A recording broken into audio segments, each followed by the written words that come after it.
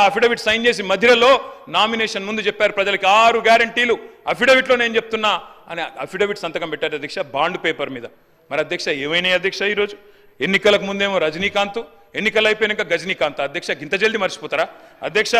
Dead line దాటింది అధ్యక్ష, 100 రోజుల గడువు దాటింది. అందుకే హెడ్ లైన్ మేనేజ్మెంట్ నడుస్తూ ఉంది.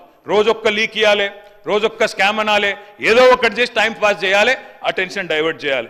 అధ్యక్ష నేను అడుగుతా ఉన్నా, ప్రచార పత్రంలో 100 రోజుల్లో అమలు చేస్తామని చెప్పిన గ్యారంటీలు, 100 రోజుల్లో 6 గ్యారంటీలను ఉదరగొట్టి 600 అయినా చేస్తాం 100 రోజుల్లో అని చెప్పిన మాటలు ఎక్కడున్నాయి అధ్యక్ష? బడ్జెట్లో ఎందుకు చెప్పలేదు?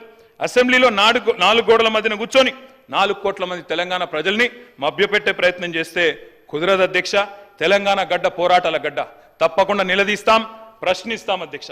అధ్యక్ష ఇంకా విచిత్రం, తెలంగాణలో సామెత ఉంది అధ్యక్ష, అన్న వస్త్రాల కోసం పోతే ఉన్న వస్త్రాలు పోయినట్టుంది అధ్యక్ష. ఈరోజు పరిస్థితి ఉండబట్టలేక ఓటేస్తే ఉన్నబట్ట కూడా లాక్కున్నారంటే ఎట్లుంది అధ్యక్ష అంటే, మేనిఫెస్టోలో ఏం చెప్పింది అధ్యక్ష?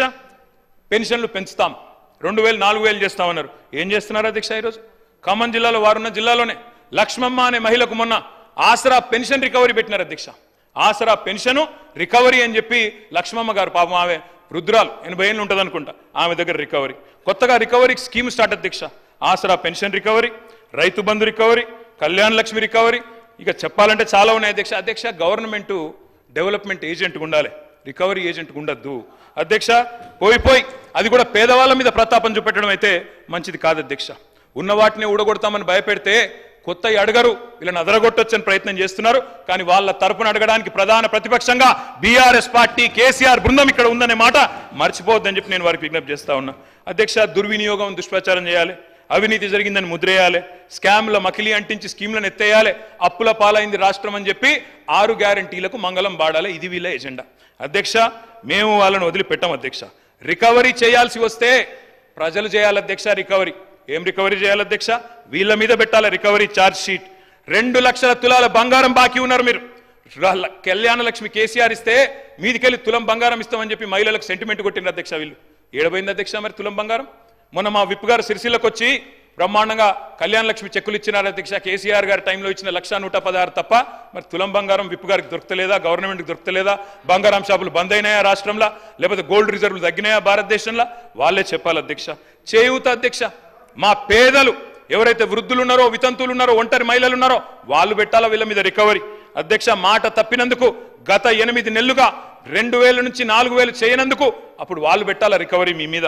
మహాలక్ష్మి మా ఆడబిడ్డలు 1,68,00,000 మంది ఎదురు చూస్తా ఉన్నారు. 18 ఏళ్ల పైబడ్డ ఆడబిడ్డలు నెలకు 2,500 ఇస్తామని చెప్పిన మాట వారందరూ ఎదురు చూస్తున్నారు. వాళ్ళు పెట్టాలా 8 నెలల రికవరీ మీ మీద అధ్యక్ష. మేము ఉత్తగానే ఆరోపణలు చేస్తలేం అధ్యక్ష. మీకు ఒక విషయం చూపెట్టాలా. ఇది గౌరవనీయులు భారత ప్రతిపక్ష నాయకులు రాహుల్ గాంధీ గారి ట్వీట్ అధ్యక్ష. వారు ఆనాడు ఎన్నికల సందర్భంగా అశోక్ నగర్కి వచ్చారు. వచ్చి వారు చెప్పారు అధ్యక్ష, ఇది వారి ట్వీట్, నేనేమి కల్పించట్లేదు, నేనేం చెప్పట్లేదు అధ్యక్ష. వారు 2 విషయాలు చెప్పారు. ఒకటేమో జాబ్ క్యాలెండర్, మొదటి సంవత్సరంలోనే 2 లక్షల ఉద్యోగాలు, ఇది రాహుల్ గాంధీ గ్యారంటీ అని చెప్పి ఒక ట్వీట్. తెలుగులో చేశారు, మనకు అర్థం కాదనుకొని తెలుగులో చేసినారు అధ్యక్ష. తెలంగాణలో కాంగ్రెస్ ప్రభుత్వం ఏర్పడిన ఏడాది లోపే 2 లక్షల నియామకాలను పూర్తి చేసి యువతకిచ్చిన మాట నిలబెట్టుకుంటాం.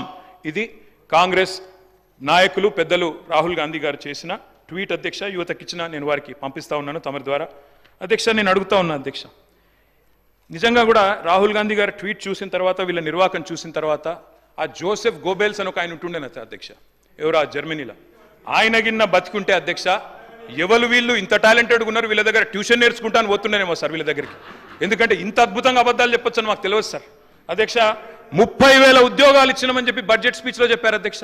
30,000 ఉద్యోగాలు. నేను అడుగుతా ఉన్నా అధ్యక్ష, 30,000 ఉద్యోగాలు ఎక్కడిచ్చారు సార్ అధ్యక్ష? ఐ రికమెండ్, నేను అక్కడ మొత్తం డేట్స్ ఉన్నాయి, నోటిఫికేషన్ ఎప్పుడు వచ్చింది, పరీక్ష ఎప్పుడు జరిగింది, మీరు ఎప్పుడు కాగితాలు ఇచ్చిన డేట్లు ఉన్నాయి చెప్పమంటే చెప్తా అధ్యక్ష. డేట్ స్టాఫ్ నర్స్ ఉద్యోగాలకు నోటిఫికేషన్ ఇచ్చింది 20 డిసెంబర్ 2022, పరీక్ష పెట్టింది ఆగస్టు 23, సింగరేణి ఉద్యోగాలు నోటిఫికేషన్ వచ్చింది జూన్ 22, తుది పరీక్ష పెట్టింది సెప్టెంబర్ 22, పోలీస్ కానిస్టేబుల్ ఉద్యోగాలకు నోటిఫికేషన్ ఏప్రిల్ 22, ప్రిలిమ్ పరీక్ష ఆగస్టు 22, ఫిజికల్ టెస్ట్ జనవరి 23, మెయిన్ పరీక్ష ఏప్రిల్ 23. ఇవన్నీ కలిపి 30,000 ఉద్యోగాలు మేమిచ్చినామని కేసీఆర్ గవర్నమెంట్లో పరీక్షలు పూర్తయ్యి మొత్తం జరిగిన తర్వాత ఇవాళ వచ్చి వీరు మేము ఉద్యోగాలు ఇస్తామని చెప్తున్నారు అధ్యక్ష.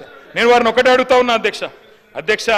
30,000 ఉద్యోగాలు ఇచ్చినామని చెప్పి బడ్జెట్ ప్రసంగంలో ప్రజలను తప్పుదోవ పట్టించినందుకు, తెలంగాణ యువతను తప్పుదోవ పట్టించినందుకు మీ మీద వేయాలి అధ్యక్ష ఛార్జ్ షీటు, రికవరీ.